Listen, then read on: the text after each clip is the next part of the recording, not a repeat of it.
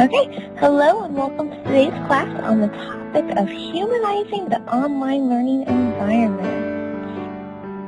Before we begin, take a moment to check that you have completed the audio setup, that you have put your hand down, your cell phone is turned off, your door is closed, and all outside distractions are eliminated. At this time, you should be focused on today's class only, and all other worries should be pushed to the side to wait until class ends.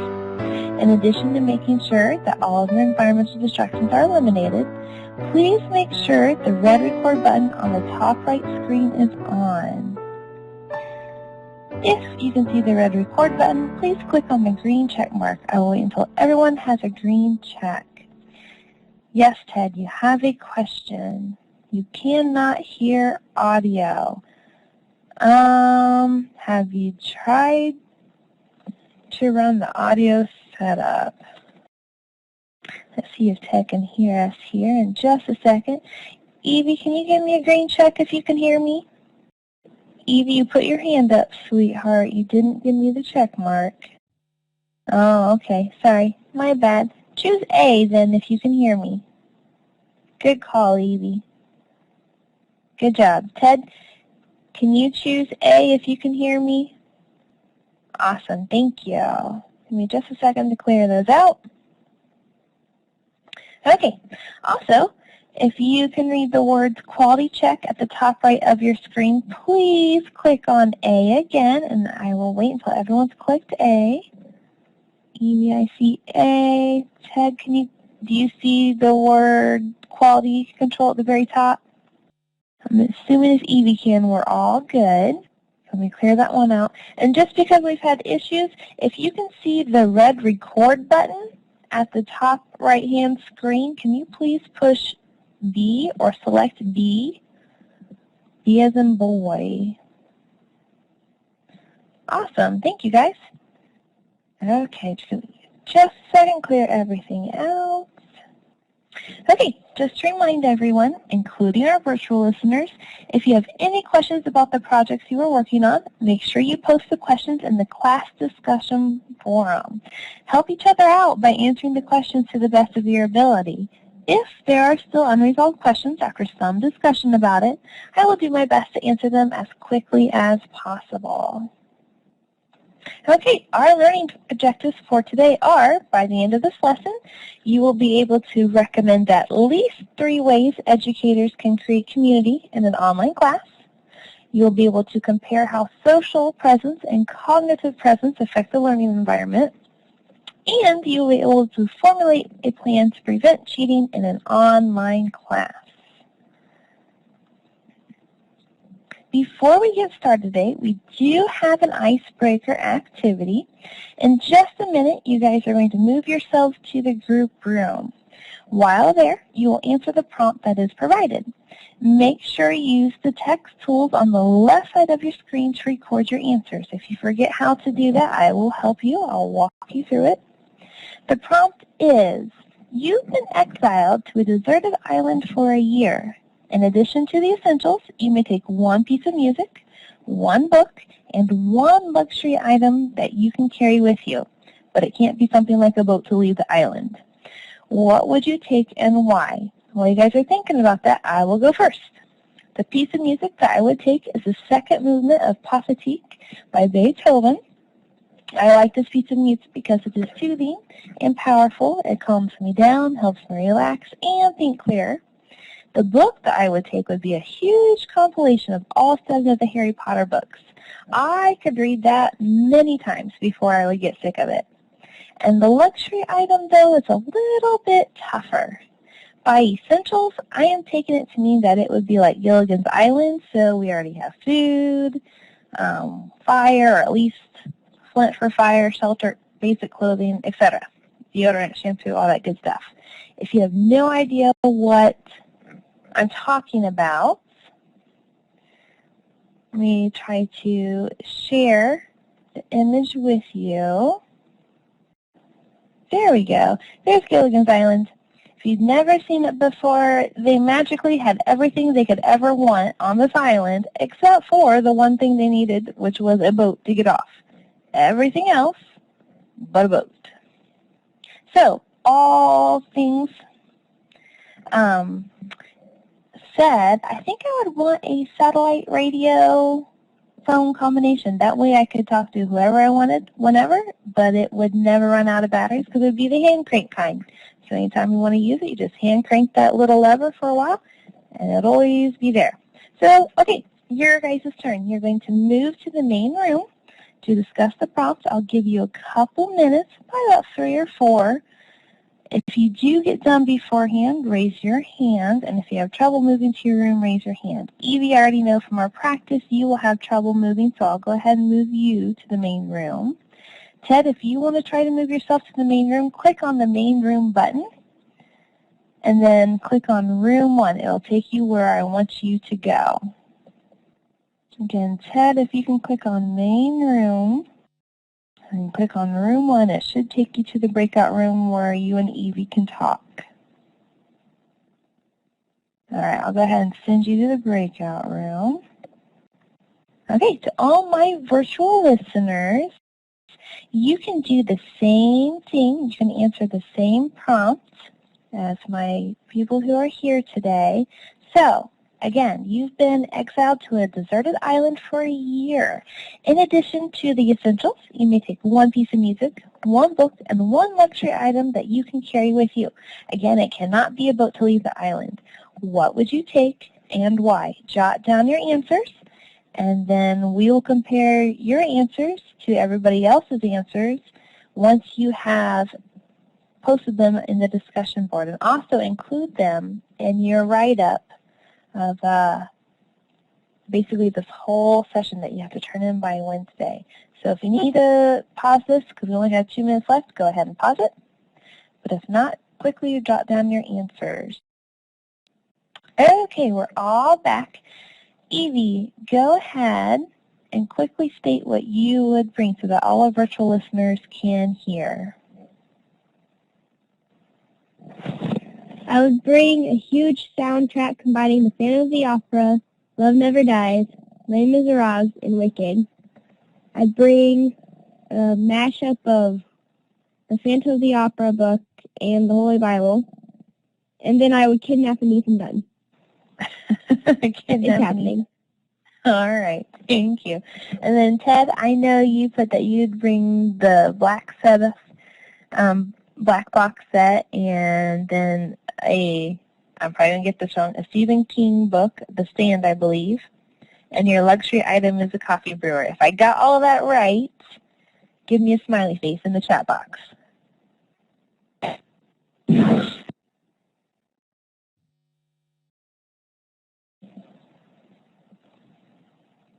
Well, I think I got it all right, so we'll go with that. But again, the smiley faces are down at the bottom. Make sure you always push enter, or else we cannot see them. Okay, so moving on. According to articles written by Rovey and Steinman, students in online classes tend to feel isolated, disconnected, and distant from everyone else in the class, including the instructor. This feeling of isolation is known as transactional distance. This feeling of being alone can come as a result of many factors, such as feeling like the instructor is not approachable, delay in feedback from the professor on assessments and questions, a lack of communication on the discussion boards, and the fact that students only communicate through text and chat boxes and never get to hear or see each other. Other reasons students may feel disconnected to their classmates are due to outside reasons such as family and career obligations. In order to reduce the transactional distance in an online classroom environment, Steinman suggests that teachers set up office hours both online and in a specific location such as a classroom. If students are not able to visit the specific location during the office hours, they can call on the phone or video conference with the instructors. Interacting with the instructor personally will help the students to feel less disconnected to the class. In addition to setting up office hours, Rovey suggests that instructors build a strong sense of community through the 4 areas of spirit, trust, interaction, and commonality. Spirit is the friendliness that students feel from one another as they challenge and encourage each other to learn more. Trust is the extent that students can trust each other to be present throughout the learning process. Interaction is how students work together to develop friendships and complete assignments. And lastly, commonality is how students will build stronger friendships and collaborative relationships as they realize how much they have in common with each other. Other ways that educators can foster a sense of community is by valuing and respecting everyone's contributions to class, encouraging students to become active participants in their learning, reinforce that it is okay to share new ideas, as well as challenge older ones in order for learning to take place, and by providing the students with many opportunities to interact with each other. Okay, so go down to the chat box and write a sentence or two about how changing the feeling of community in your classroom could affect how much the students learn. All right, Evie, I see you jumped right in there real quick and gave your explanation. Ted, go ahead and write yours as we are going over Evie's. Evie wrote that it could either have a negative impact or positive impact on the class. Some students can find a change in the class bad because the other ways made sense to them, and some students could also find a change better for their understanding. Good job. Ted, how would changing the environment or the feeling in your class help students to learn better? Again, go down to the chat box and type in the sentence or two. And remember to push enter. To all our virtual listeners out there also, go ahead and take a moment to pause this if needed and jot down a couple answers of your own and make sure you include them in your write-up of this lesson that's due on Wednesday. Okay, Ted wrote, a change in community could make students feel more comfortable and ultimately more successful in the class. Awesome, good job. According to Roby, there are 7 factors that the professional literature suggests are positive correlates to sense of community. They are transactional distance, social presence, social equality, small group activities, group facilitation, teaching style and learning stage, and community size. Each of these 7 things are what educators must plan for and anticipate when developing an online class. This planning and developing of a course is known as teaching presence. Student success will be determined by how well an educator develops their course of study. When developing a course of study, an educator should plan on using multiple activities and assessments that cater to multiple forms of learning styles. Not everyone is going to learn the same way, and an educator needs to plan for what is best for their students, instead of relying on the same old lecture method. In addition to planning for multiple learning styles, educators should scaffold the learning activities in a way that increases student involvement with each activity.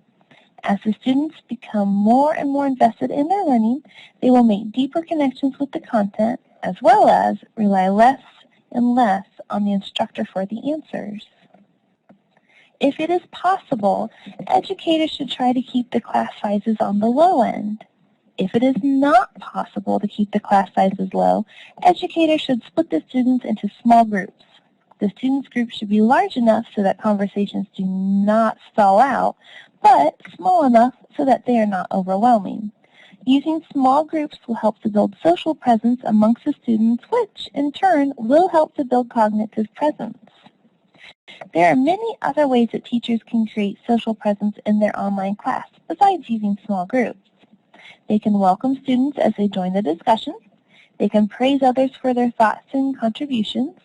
They can call out students who are not very vocal, ask for students to post short bios on a discussion board, ask for alternative points of view, and have private discussions with students who seem to be dominating and or aggressive. Other things that educators can utilize to create social presence are chat boxes, discussion boards, email, and breakout rooms for small group discussions. Okay. Look at the pictures provided. You're going to place a square around the pictures that represent good social presence. Evie, you're going to use a blue box if you can, and Ted, you're going to use a red box. Remember to use the tools on the left side of your screen. So, on the left side of your screen, you should see a square that is filled in solid and a square that is not filled in solid. If you click on the square that is open, you should be able to draw a square on the page. So Ted, go ahead and click on that open square on the left-hand side of your page, the tools, and see if you can draw a box. I'm going to draw a box around checking for. So I just drew a gray box. Ted, see if you can draw one. Good. You got email, Evie. Okay, so you can't, so you're just going to type yours into the chat box then. Okay. So again, you're going to place a square around the pictures that represent good social presence. Okay, so Ted, you have 3 rectangles. Very good job for figuring that out. And Evie, you have pictures 1, 2, and 4. Ted, I know you cannot talk, so go ahead and just briefly type in the chat box why you chose those 3. And Evie, while Ted's typing, go ahead and explain why you chose the 3 that you did. Well, they have the group of girls at the table, and they have the people clapping, and they have the professor lecturing a class, so it all looks like social interactions. Okay, is email considered social interaction? Yeah, but it's not really that effective sometimes.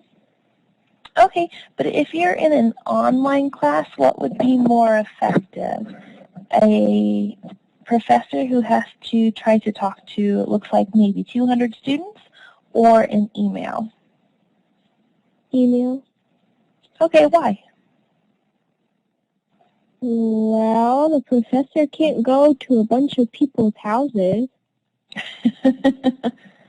Okay. It's really ridiculous. It would be pretty ridiculous. It would be a little creepy, too, if he was stalking everybody. Next stop, China. Yeah, there you go. Okay, so Ted put small groups, email for communication, and individuals praising each other, limited lecture. I agree. You want to limit the lecture as much as possible. So even though that is social, the people who are in that classroom are not going to feel very connected to their professor. If you have over 200 people and he's just lecturing, you're not really going to have any one-on-one interactions. Okay. Okay.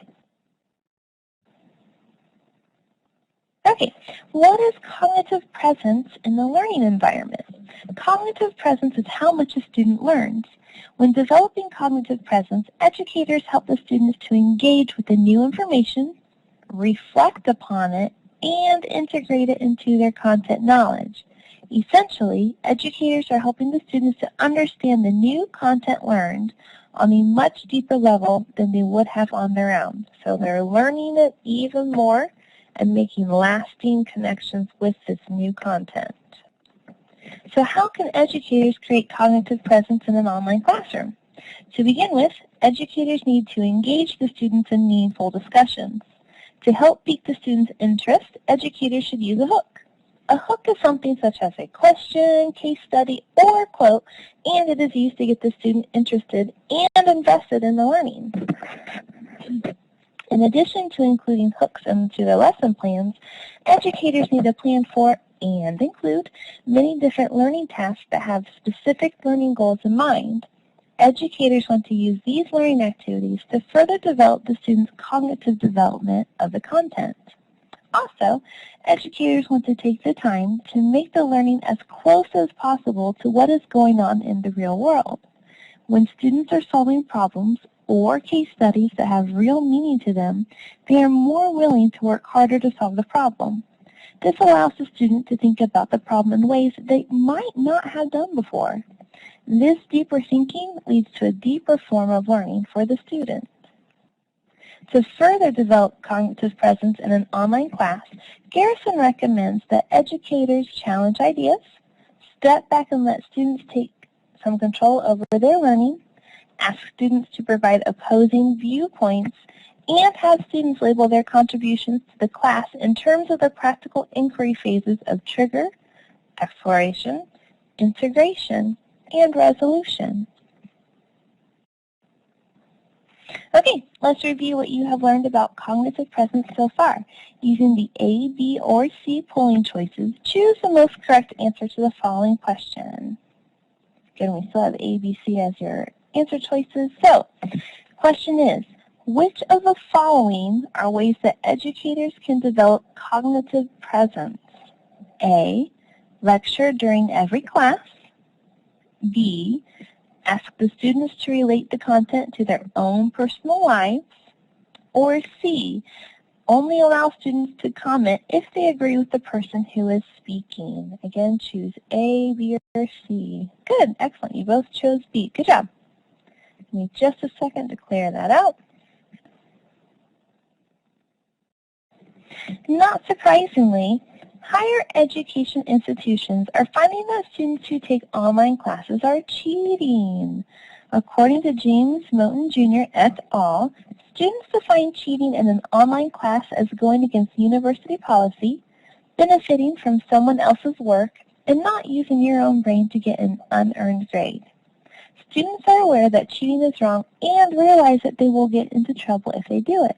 However, when students experience transactional distance from the university and their instructor, they are less likely to take these policies seriously.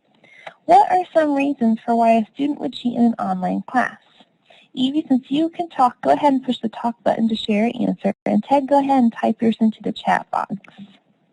What are some reasons why students would cheat in an online class? To get things done faster or to get a better grade. Okay, that's good, Evie. And for all my virtual listeners out there, go ahead and take it to jot down some answers of your own so that when you turn in your assignment on Wednesday, they are included with it. And we're still waiting for Ted, so that's okay. Evie, are you done talking, or do you want to add some more? I'm done. Okay, so make sure you turn off your microphone. Okay. Okay, so Ted, you have that they're lazy. They think the professor will not catch them, and they're doing favors for each other. Yep, all great reasons. Good job, you guys. I do good. You do good. Yeah, there have been some studies that actually show students cheat for many different reasons. Some of them are what you guys have already said. They don't want to do the work, or they do just want to get ahead, while others are busy with families, jobs, or they just procrastinate. Some ways that students are cheating online are by copying and pasting information from the internet, waiting to take an assessment until they receive the answers from a student who has already taken the assessment, claiming the test did not work right, and then taking it again after they saw the test questions and answers, hiring someone else to take the course for them, working with other students to take a test, and purchasing the answers from textbook companies.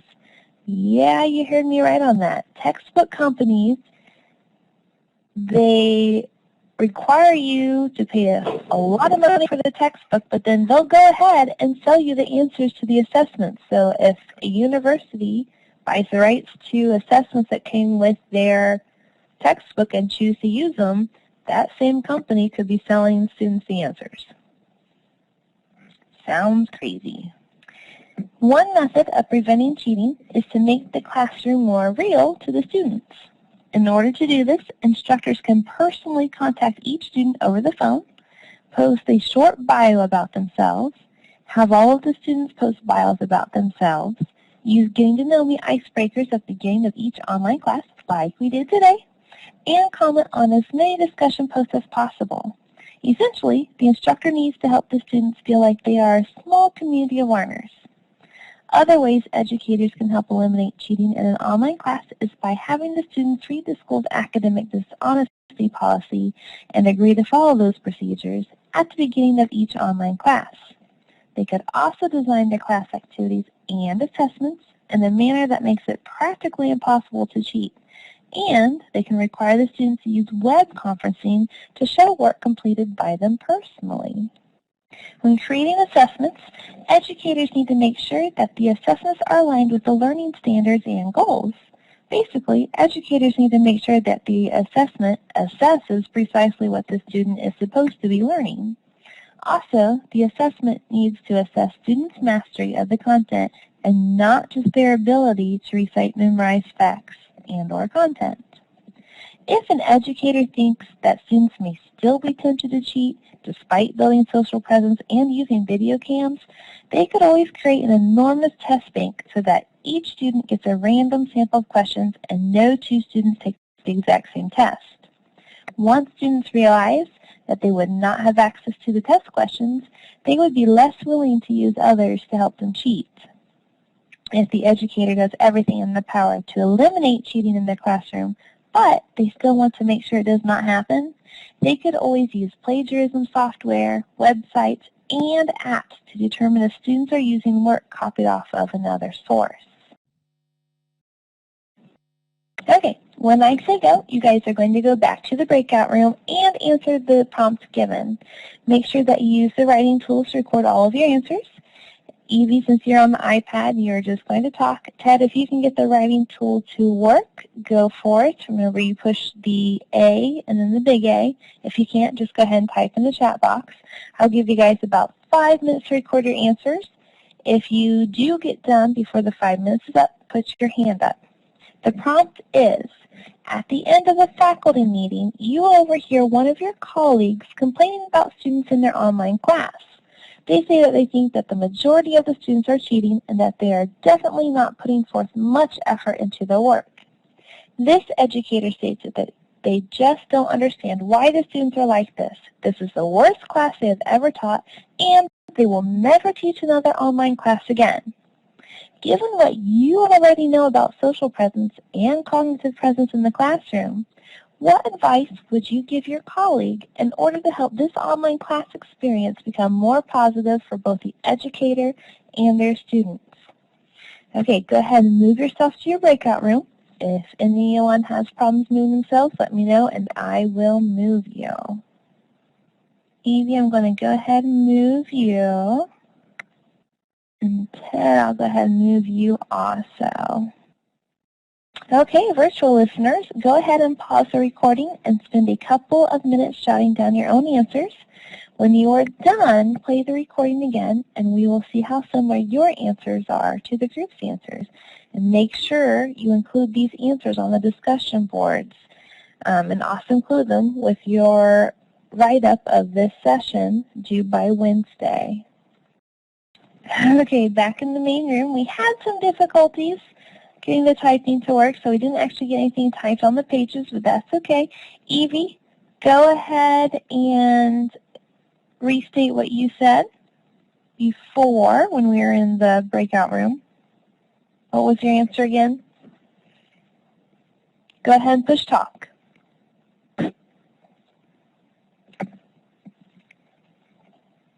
And Evie, I see you typing, but push talk. Can you push talk? Okay, is everybody in the main room now?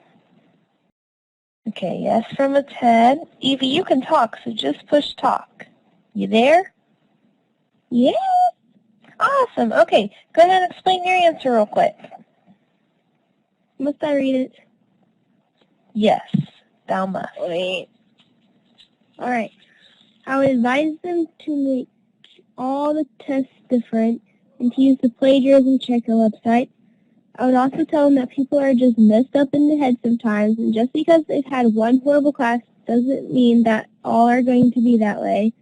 I would encourage them to continue with the online teaching and to try using my advice.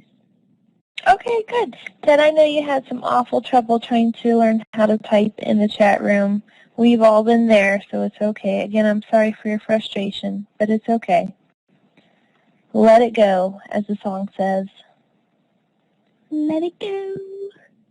Thank you, Evie. Go ahead and push your talk button. I did push it. As in off, sweetheart. Oh. Okay, so what exactly have we learned today? Ultimately, cognitive presence, how much a student learns, is dependent upon social presence, how much a student interacts with others in their online community, and both are dependent on teaching presence. Basically, if an educator wants their students to learn as much as possible, they must create a social presence that gives each student a feeling that they are connected to others in the class. In addition to learning as much as possible, developing social presence will help reduce cheating in an online classroom.